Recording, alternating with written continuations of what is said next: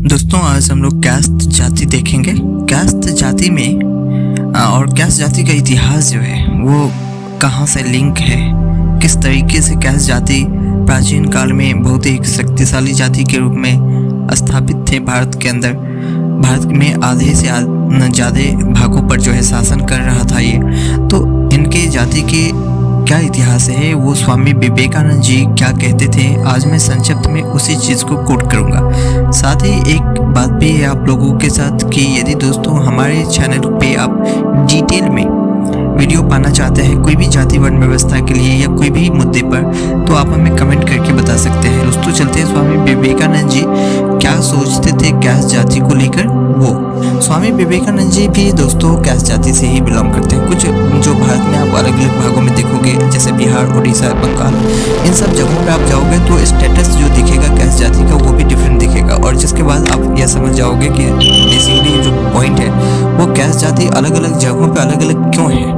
और आपके मन में भी प्रश्न आएगा कि कोई लोग जो है कैस्ट जाति को कमजोर जाति मानते हैं, कोई लोग ब्राह्मण मानते हैं, कोई लोग क्षत्रिय मानते हैं। तो दरअसल स्वामी विवेकानंद जी एक क्योंकि बहुत ही इंटेलेक्चुअल टाइप के लोग हुए और बहुत ही एक जो है उनका एक अपना ओहदा था उस समय में भी, और आज भी जो है देश दुनिया में वो माने जाने जाते हैं। तो स्वामी विवेकानंद जी क्या कहते हैं वही हम ऑथेंटिक मान लिए हैं।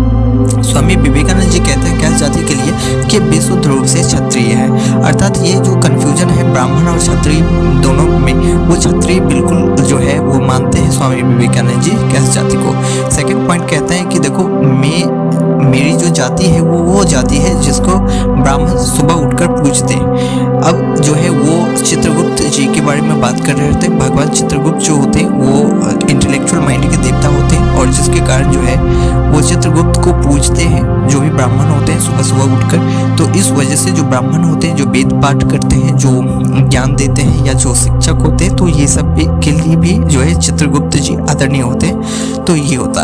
अब सेकेंड पॉइंट जो है वो स्वामी विवेकानंद जी कहते हैं कि मेरी जाति की कंट्रीब्यूशन यदि हटा दो, ठीक है, तो देश में बच ही क्या जाएगा। मतलब जो है उनका कंट्रीब्यूशन इतना अधिक है कैस्ट जाति का कंट्रीब्यूशन देश में कि यदि आप हटा दोगे दोस्तों, वास्तव में यदि प्राचीन काल देखते हो, यदि आपको जो है कोई कहीं कहीं पे कुछ लोग जो है कैस्ट जाति को जो है वो थोड़ा सा नेगेटिव थॉट भी रखते हैं कैस्ट जाति के लिए, और कुछ लोग जो है पॉजिटिव भी रखते हैं, जबकि कुछ न्यूट्रल भी हैं।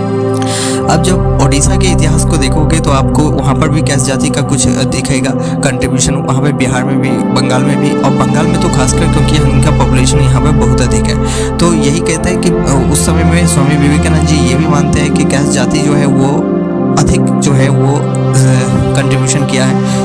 एंड सेकेंड पॉइंट है कि जो कैस्ट जाति का जो उस समय में आपको सुभाष चंद्र बोस हो गए, विवेकानंद हो गए, तो इन तरीके की बड़ी शख्सियत जो है वो कैस्ट जाति में, और भारत के जो प्रथम राष्ट्रपति हुए वो भी कैस्ट जाति से बिलोंग करते थे। सो आई होप कि आप लोगों को कैस्ट जाति के बारे में स्वामी विवेकानंद जी का क्या थॉट था वो पता चल गया होगा। तो मिलते हैं आगे, तब तक के लिए जय हिंद जय भारत।